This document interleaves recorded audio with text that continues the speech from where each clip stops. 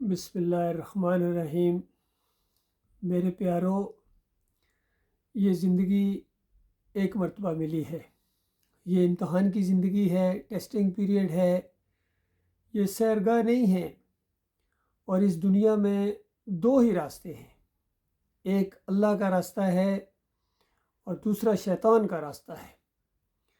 اللہ کا راستہ بالکل سیدھا ہے، ایک ہے، واضح ہے، صاف ہے۔ اس راستے کے علاوہ جتنے بھی راستے ہیں نا، وہ سارے کے سارے شیطان کے راستے ہیں، اور ان کا ٹھکانہ انجام جہنم ہے، خوفناک عذاب ہے۔ تمام انبیاء نے ایک ہی بات کی، ایک ہی راستہ دکھایا، جسے ہم ہر صلات کے اندر مانگتے ہیں، اہدنا الصراط المستقیم۔ یا اللہ ہمیں سیدھا راستہ دکھا، یعنی اسلام کا راستہ، سیدھا راستہ۔ صراط الذین انعمت علیہم، ان لوگوں کا راستہ جن پر تو نے انعام کیا۔ اور سورہ نساء میں فرمایا یہ 4 قسم کے لوگ ہیں جن پر میں نے انعام کیا، انبیاء ہیں، صدیقین ہیں، شہداء ہیں، صالحین ہیں۔ یہ درجات ہیں، راستہ ایک ہی ہے، اور سب نے ایک ہی دعوت دی ہے، ان اعبدوا اللہ واجتنبوا الطاغوت۔ اللہ کی بندگی کرو، اللہ کے فرما بردار بن جاؤ، دنیا میں اللہ کو خوش کرنے کی کوشش کرو۔ طرح طرح کے حالات میں ڈال کر اللہ تعالیٰ آپ کو آزمائے گا، کبھی خوشی، کبھی غم، کبھی پریشانی، کہ تمہارا رویہ کیا ہے۔ خوشیاں، غم، پریشانیاں ہر بندے کے ساتھ ہوں گی، لیکن اس کا جو رویہ ہوگا وہ اصل میں اس کے نامہ اعمال میں لکھ دیا جائے گا، اسی کے اوپر اس کا آخرت کا نتیجہ نکلنے والا ہے۔ آج میں نے ایک سیاسی لیڈر کو سنا، کہنے لگے کہ میں کوئی پالیٹکس نہیں کر رہا ہوں، میں جہاد کر رہا ہوں۔ اور پھر اس نے مثال دی کہ دیکھو، مدینہ ریاست جب بنی تھی تو بدر میں 313 تھے، اور تھوڑے ہی عرصے کے بعد 2 بڑی سپر طاقتیں ان کے سامنے ڈھیر ہو گئیں۔ آخر کیا چیز تھی؟ آخری نبی محمد صلی اللہ علیہ وآلہ وسلم نے ان کے اندر کیا چیز پیدا کر دی تھی؟ تو وہ گویا آج کے لوگوں کے اندر وہ چیز پیدا کرنا چاہ رہے ہیں، لیکن ان کا عمل کتنا اس عمل سے مختلف ہے۔ اس عمل کے پیچھے جو مدینہ ریاست بنی تھی، 13 سال مکہ کے اندر ماریں کھانا پڑی تھیں، اور توحید کی دعوت انہوں نے دی تھی کہ اللہ کے علاوہ کسی اور کے سامنے نہ جھکو، ان مورتیوں کے سامنے نہ جھکو، مزاروں کے سامنے نہ جھکو، مندروں کے سامنے نہ جھکو، گزرے ہوئے انبیاء اور صالحین کو مدد کے لیے مت پکارو، وہ تمہارے مشکل کشا حاجت روا نہیں ہیں، وہ تمہاری پکاریں سنتے ہی نہیں ہیں، اور تمہاری آواز ہوا میں بکھر جاتی ہے، اور اللہ تعالیٰ نے سن لی ہے، اس نے منع کیا لیکن تم نہیں منع ہو رہے ہو۔ مرنے کے بعد تمہیں وہ آگ لگنے والی ہے جو بجھائے نہ بجھے گی، اور تمہارے بڑے اکابرین سارے کے سارے ناکام ہو کے، جنہوں نے یہ کفر کا راستہ، شرک کا راستہ اختیار کیا ہے، وہ مارے گئے۔ اور انکم وما تعبدون من دون اللہ حسب جہنم انتم لہا واردون، تم اور تمہارے سارے یہ معبود، یہ ساری مورتیاں، سارے مزار، سارے گنبد، سارے تمہارے یہ لیڈر، تمہارے پیر اور مولوی، اور جتنے تمہیں کفر و شرک سکھانے والے، اس راستے پر چلانے والے لوگ ہیں، یہ سارے کے سارے جہنم کے آقا ایندھن بنیں گے۔ تو اس دعوت نے کھلبلی مچا دی تھی، اس دعوت کی وجہ سے مکہ سے نکالے گئے تھے، مکی عربی بولنے والے تھے، عرب تھے، جان گئے تھے کہ یہ کیا کہہ رہے ہیں۔ 360 کی کھال اتار دی انہوں نے، اور سب کو ختم کر کے ایک الہ، ایک معبود بنا دیا۔ بس اس سے ان کے معاش کے اوپر چوٹ پڑی تھی، ان کے پورے سسٹم کے اوپر چوٹ پڑی تھی۔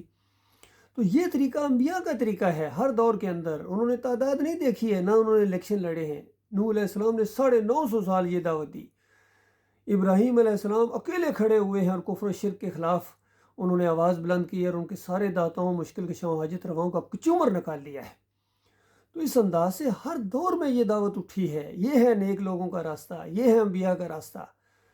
باقی ہمارے لیڈر جا کے مزاروں کے سامنے سجدے کرو، کوئی حلوے بانٹ رہا ہے وہاں، کوئی چادریں چڑھا رہا ہے، کوئی وہاں جا کے عرس اور میلے کر رہا ہے، کوئی امام زامن باندھ رہا ہے، کوئی گھوڑے کی پوجا میں لگا ہوا ہے، کوئی 12ویں کا کیک کاٹ رہا ہے، کوئی 11ویں کی دیگ پکا رہا ہے، کوئی شربت حلیم اور گھوٹ رہا ہے، اور کہتے ہیں میں جہاد کر رہا ہوں۔